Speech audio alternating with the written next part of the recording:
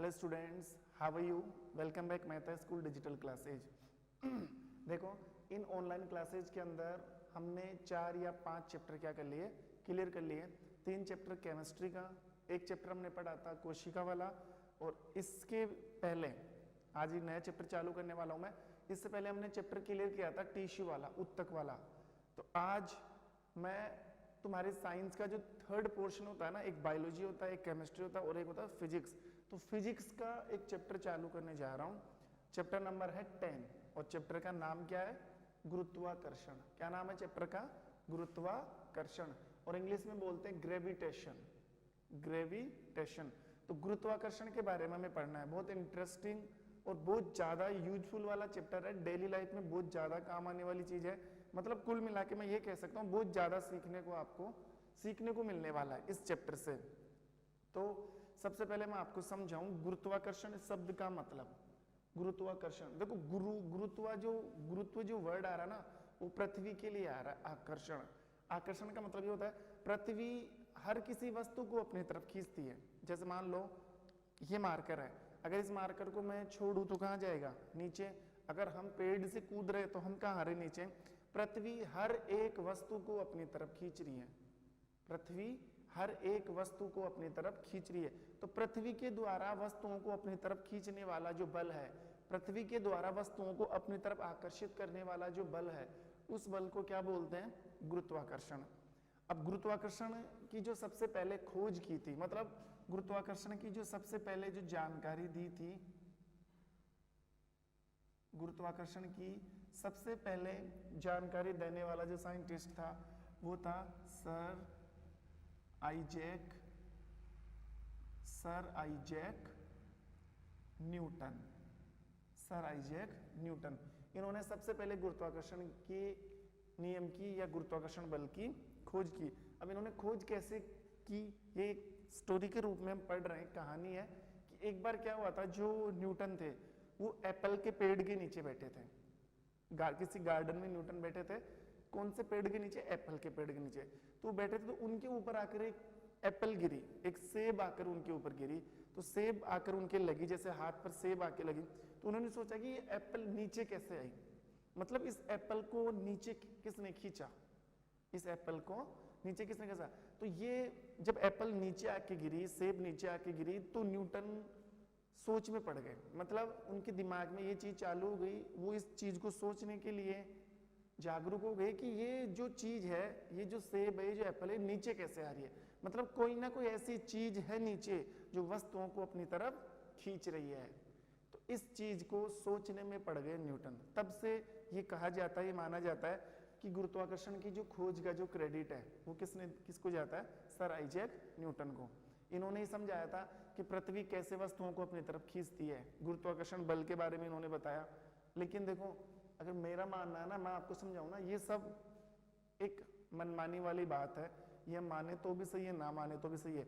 Newton से पहले भी गुरुत्वाकर्षण की जानकारी बहुत सारे भारतीय साइंटिस्ट दे चुके थे। जैसे एक साइंटिस्ट का नाम लूं मैं, आर्यभट्ट। आर्यभट्ट 5वीं शताब्दी से पहले का साइंटिस्ट है। उन्होंने भी ये चीज बता दी थी कि पृथ्वी वस्तुओं को अपनी तरफ खींचती है।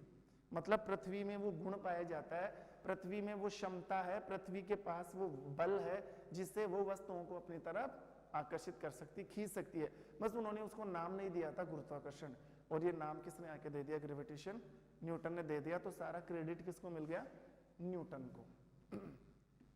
तो पृथ्वी के द्वारा वस्तुओं को अपनी तरफ खींचने की जो क्षमता है, पृथ्वी के द्वारा वस्तुओं को अपनी तरफ जो खींचने का पावर है, जो बल है, उसे बोलते हैं गुरुत्वाकर्षण। और न्यूटन का तो ये तक भी मानना है, न्यूटन तो ये भी कहते हैं कि पृथ्वी नहीं, कोई भी 2 पिंड आपस में एक दूसरे पर बल लगाते हैं। कोई भी 2 पिंड आपस में एक दूसरे पर क्या लगा रहे हैं? बल। मान लो 2 चीजें हैं, जैसे मैं मान लो 2 लड़के हैं, 2 लड़के हैं, 2 लड़कियां हैं, वो भी एक दूसरे के ऊपर क्या लगाती है? फोर्स लगाती है। वो एक बहुत बड़ा पहाड़ है और हम हैं, तो वो दोनों चीजें भी क्या लगा रही है? आपस में बल लगा रही है। फिर आप कहोगे सर, जैसे 2 लड़कों के बीच में फोर्स लग रहा है, ऐसा समझने की कोशिश करो। एक लड़का ये है और एक लड़का ये है। अब ये कोई जरूरी नहीं है कि पृथ्वी ही वस्तुओं को अपनी तरफ खींचती है, गुरुत्वाकर्षण बल पृथ्वी ही नहीं लगाती, गुरुत्वाकर्षण बल दो पिंडों के बीच में भी लगता है, और ये बात न्यूटन ने कही थी। तो दो पिंड, इन लड़कों को दो पिंड मान सकते हो आप।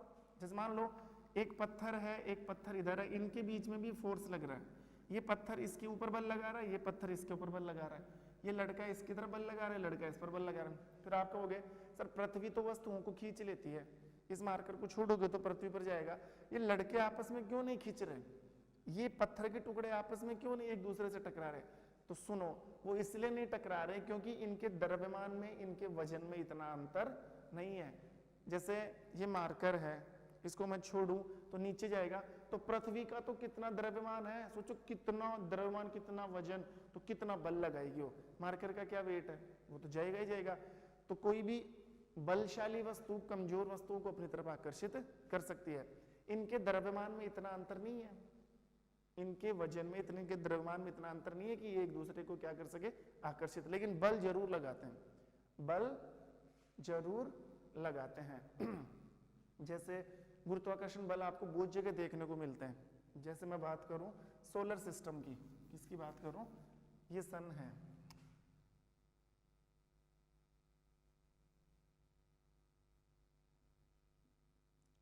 ये क्या है, सूर्य।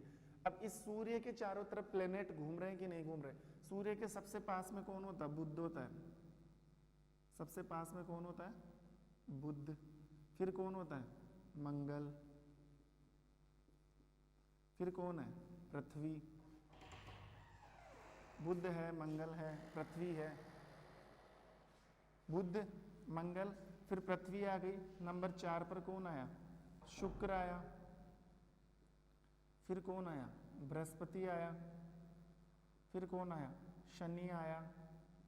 फिर अरुण, और फिर वरुण, अरुण और वरुण। अब आप सोचो, सूर्य, सूर्य इस समय ग्रह है, सूर्य इस समय ग्रह है, ताकि ये सब उपग्रह देखा जाओगे। सर आप बोलोगे सर ये तो ग्रह है, तो अगर किसी पिंड के चारों तरफ कोई दूसरा पिंड घूमता है ना, तो जिसके चारों तरफ घूमा जाता है, जिसके चारों तरफ घूमा जाता है वो ग्रह होता है, और जो घूमता है ना वो उपग्रह होता है।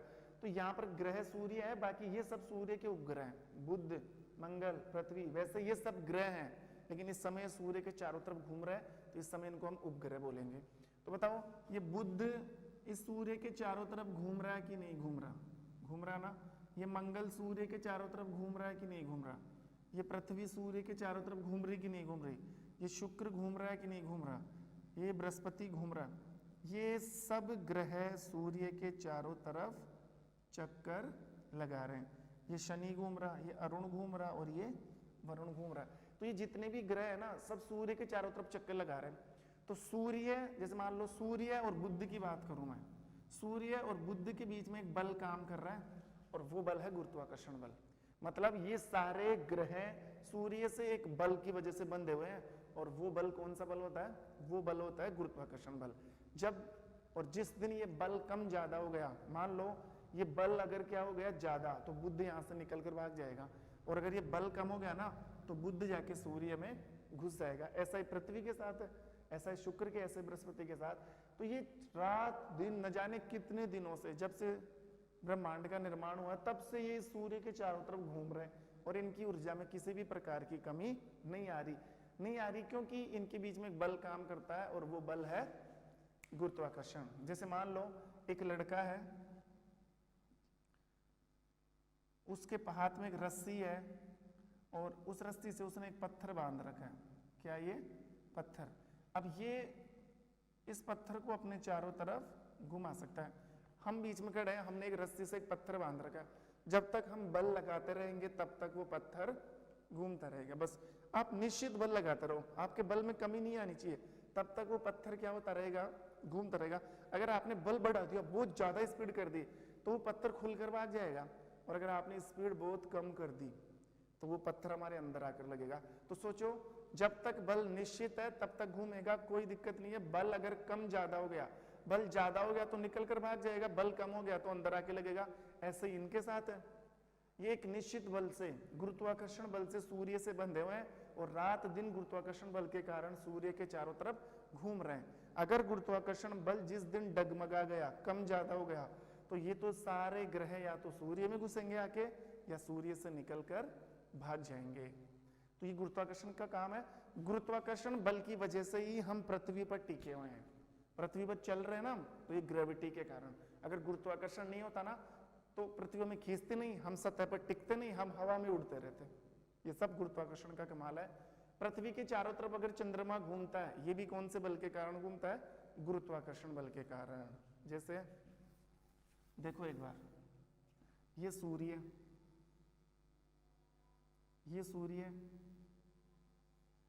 ये पृथ्वी और ये चंद्रमा, सन है, अर्थ ये मून है। तो पृथ्वी सूर्य के चारों तरफ घूम रही कि नहीं घूम रही? क्योंकि इनके बीच में एक बल काम कर रहा है, और वो बल कौन सा है? गुरुत्वाकर्षण बल। और ये चंद्रमा इस पृथ्वी के चारों तरफ घूम रहा है कि नहीं घूम रहा? घूम रहा है, क्योंकि इनके बीच में एक बल काम कर रहा है, वो है गुरुत्वाकर्षण बल।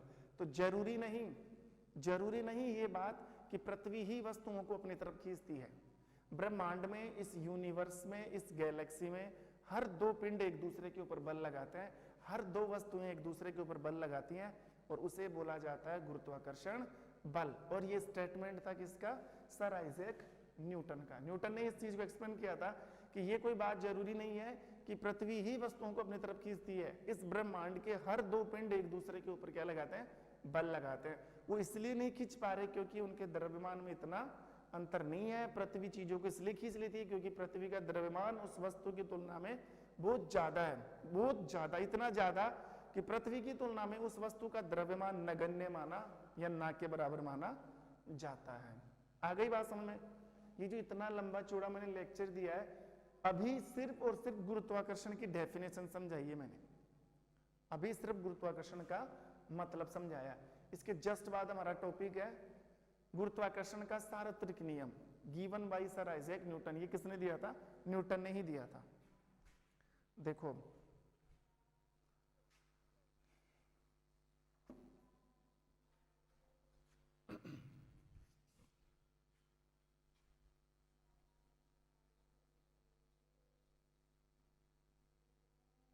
क्या पढ़ना है? गुरुत्वाकर्षण का सार्वत्रिक नियम।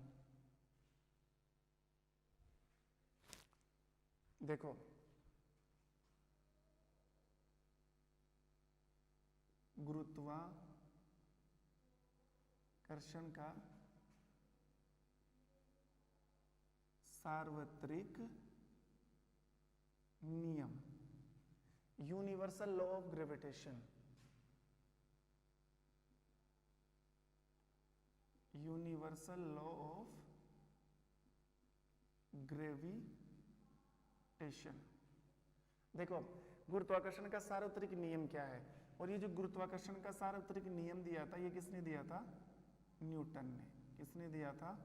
न्यूटन ने। अब देखो इस नियम के अनुसार, सुनना ध्यान से, गुरुत्वाकर्षण के सार्वत्रिक नियम के अनुसार, गुरुत्वाकर्षण के सार्वत्रिक नियम के अनुसार ब्रह्मांड के दो पिंड एक दूसरे के ऊपर बल लगाते हैं। ये तो एक इजी लाइन हो गई इस नियम की। गुरुत्वाकर्षण के सार्वत्रिक नियम के अनुसार ब्रह्मांड के दो पिंड एक दूसरे के ऊपर क्या लगा रहे हैं? बल लगा रहे हैं। इस नियम के अनुसार गुरुत्वाकर्षण बल उन दोनों पिंडों के द्रव्यमान के अनुक्रमानुपाती तथा उनके बीच की दूरी के वर्ग के व्युत्क्रमानुपाती होता है। एक बार मैं लिख देता हूं फिर समझना। देखो इस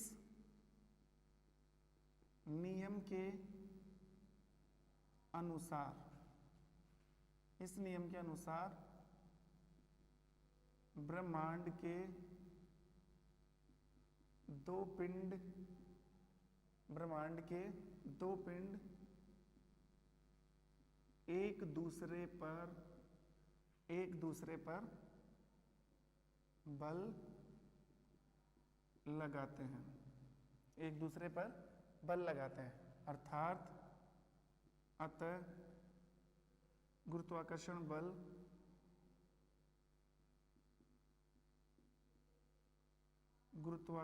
बल इन पिंडों के द्रव्यमान के अनुक्रमानुपाती, द्रव्यमान के अनुक्रमानुपाती तथा इनके बीच की दूरी के वर्ग के व्युत्क्रमानुपाती होता है, व्युत्क्रमानुपाती होता है। ये है कंप्लीट गुरुत्वाकर्षण का सार्वत्रिक नियम। It is the very important law and very important rule. देखो ध्यान दो, इस नियम के अनुसार ब्रह्मांड के दो पिंड एक दूसरे पर बल लगाते हैं, ये तो हमने पढ़ लिया, काफी देर से यही चल रहा है। अतः गुरुत्वाकर्षण बल इन पिंडों के द्रव्यमान के अनुक्रमानुपाती होता है। जो गुरुत्वाकर्षण बल लग रहा है ना दो पिंडों के बीच में, तो ये बल क्या है, उन दोनों पिंडों के द्रव्यमान के अनुक्रमानुपाती। अब ये अनुक्रमानुपाती क्या, अभी समझ में आ जाएगा। अनुक्रमानुपाती तथा इनके बीच की दूरी किसकी, पृथ्वी और पिंडों के बीच की दूरी, पृथ्वी और पिंडों के बीच की दूरी के वर्ग के व्युत्क्रमानुपाती होता है। देखो कैसे, अब जो गुरुत्वाकर्षण बल है ना, तो इस संसार में जितने भी बल है, ब्रह्मांड में जितने भी बल है, सब बलों को F से प्रदर्शित किया जाता है। तो F समानुपाती, F अनुक्रमानुपाती है M1 एवं M2, M1 एवं M2। अब देखो इसको दे दो आप समीकरण नंबर 1। फिर है F व्युत्क्रमानुपाती 1/d², इसको दे दो समीकरण नंबर 2। एक बार आप ये सब चीजें यहाँ पे लिख दो। यहाँ पर F क्या है, गुरुत्वाकर्षण बल, M1 पृथ्वी का द्रव्यमान। एक बार इसको मिटा दो।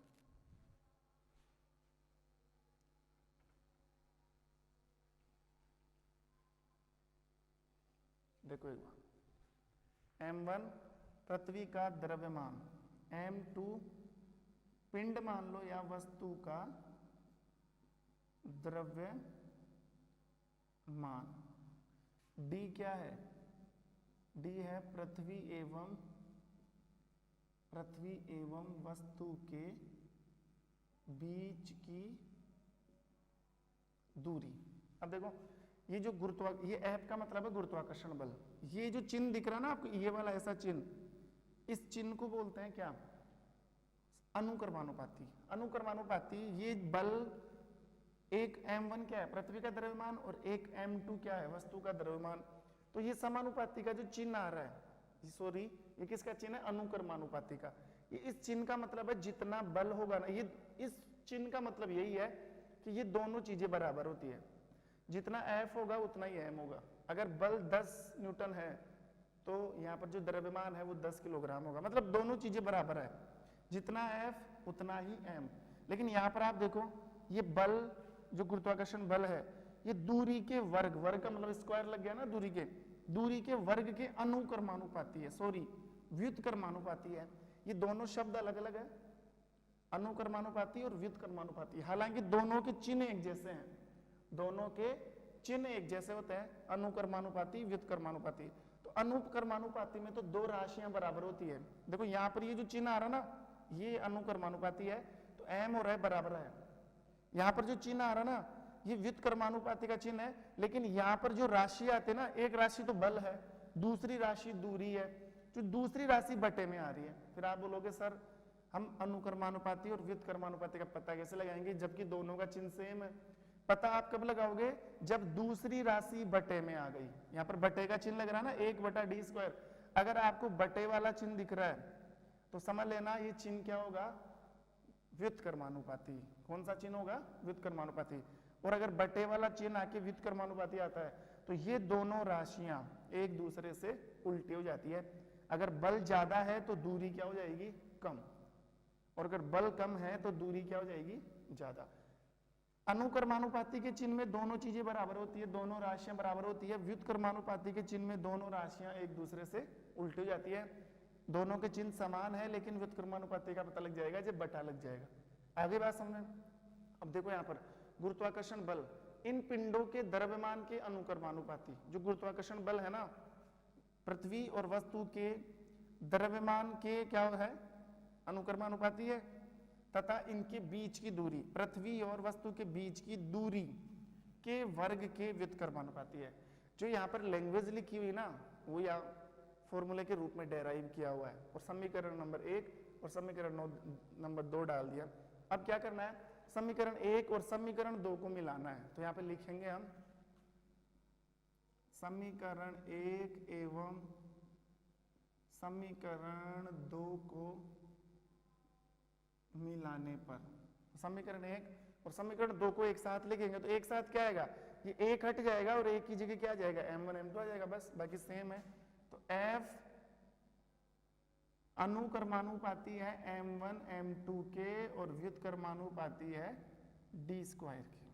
व्युत्क्रमानुपाती है किसके, एक साथ लिख दिया ना दोनों को, इसको जोड़ना है तो एक हटा दो, ये लगा दो। अब आप इसको क्या बोल सकते हो, गुरुत्वाकर्षण बल पृथ्वी के द्रव्यमान और पिंड या वस्तु के द्रव्यमान के क्या होता है, अनुक्रमानुपाती, तथा इन दोनों की दूरी के वर्ग के क्या होता है, व्युत्क्रमानुपाती। बट्टे में आ गए ना दूरी, तो व्युत्क्रमानुपाती हो गया। ध्यान रखना, कई बार क्या होता है यहाँ पर समानुपाती लिखा हुआ आता है, समझ लेना ध्यान से, ये बातें कोई नहीं बताता। गुरुत्वाकर्षण बल इन पिंडों के द्रव्यमान के समानुपाती, किताब में भी समानुपाती लिखा हुआ, गलत है ये चीज, क्योंकि समानुपाती दो प्रकार का होता है। समानुपाती दो प्रकार का, एक तो अनुक्रमानुपाती और एक व्युत्क्रमानुपाती। अब सोचो ये दो प्रकार का है। अनुक्रमानुपाती का मतलब है दोनों राशियां बराबर होती है, और व्युत्क्रमानुपाती का मतलब बट्टे का चिन्ह आ गया ना, तो अलग अलग हो गए ना। तो किताबों में क्या लिख दिया, इसके लिए भी समानुपाती, जबकि समानुपाती तो दो प्रकार का है। तो यहाँ पे ये कभी नहीं आ सकता कि गुरुत्वाकर्षण बल इन पिंडों के द्रव्यमान के समानुपाती होता है। कुछ किताबें समानुपाती को बराबर का चिन्ह मानती है, कोई बात नहीं, समानुपाती में अनुक्रमानुपाती आता है, लेकिन समानुपाती में व्युत्क्रमानुपाती भी तो आता है ना, इसलिए समानुपाती का इस्तेमाल कभी नहीं करना चाहिए। अगर दो राशियां समान है तो अनुक्रमानुपाती बोलो, और अगर दोनों राशियां बटे में है तो व्युत्क्रमानुपाती बोलो। ओके समीकरण 1 और समीकरण 2 को मिलाया तो हमें ये फॉर्मूला मिला, हमें ये फॉर्मूला मिला।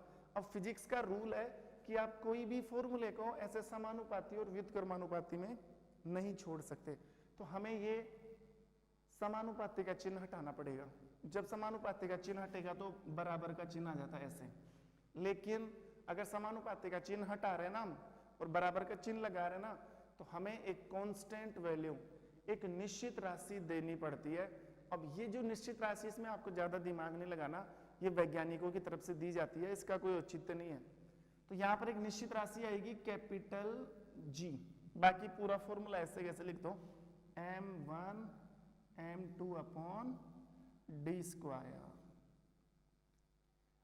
बाकी आपको सब पता है, f क्या है, m क्या है, m2 क्या है, ये इधर लिख रखा है ना।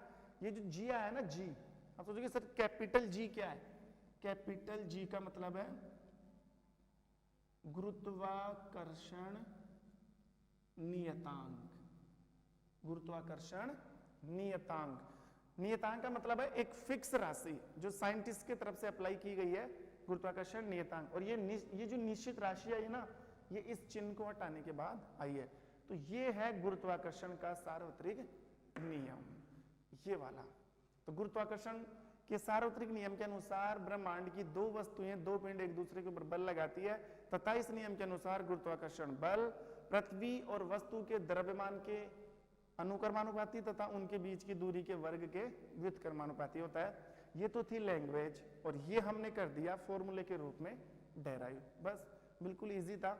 अब नेक्स्ट जो सीक्वेंस आएगा ना, सीक्वेंस के साथ पढ़ते जाएं। तो अब क्या पढ़ना हमें, देखो एप क्या है, एप है बल, और बल का मात्रक क्या होता है सब जानते हैं, बल का मात्रक होता है न्यूटन। बल का मात्रक क्या होता है, न्यूटन। ये तो निकाला हुआ है, न्यूटन को एन से भी लिख सकते हैं। एम क्या है, एम द्रव्यमान है, द्रव्यमान का मात्रक किलोग्राम होता है। दूरी है, दूरी क्या होती है, दूरी केस में देखते हैं, मीटर में देखते हैं। हमें ये जी पढ़ना है, हमें क्या पढ़ना है, ये कैपिटल जी। अब कैपिटल जी के लिए आप क्या क्या पढ़ोगे, सबसे पहले कैपिटल जी का सूत्र बनाओगे, सूत्र तो इसी फॉर्मूले से बन जाएगा। सबसे पहले कैपिटल जी का सूत्र, फिर कैपिटल जी का मात्रक, और फिर कैपिटल जी का मान। तीन चीजें पढ़नी है, कैपिटल जी का सूत्र, कैपिटल जी का मान और कैपिटल जी का मात्रक। लेकिन उससे पहले हमें एक और चीज पढ़नी है और वो है गुरुत्वाकर्षण नियम के उपयोग। गुरुत्वाकर्षण नियम क्या क्या काम करता है, देखो एक बार।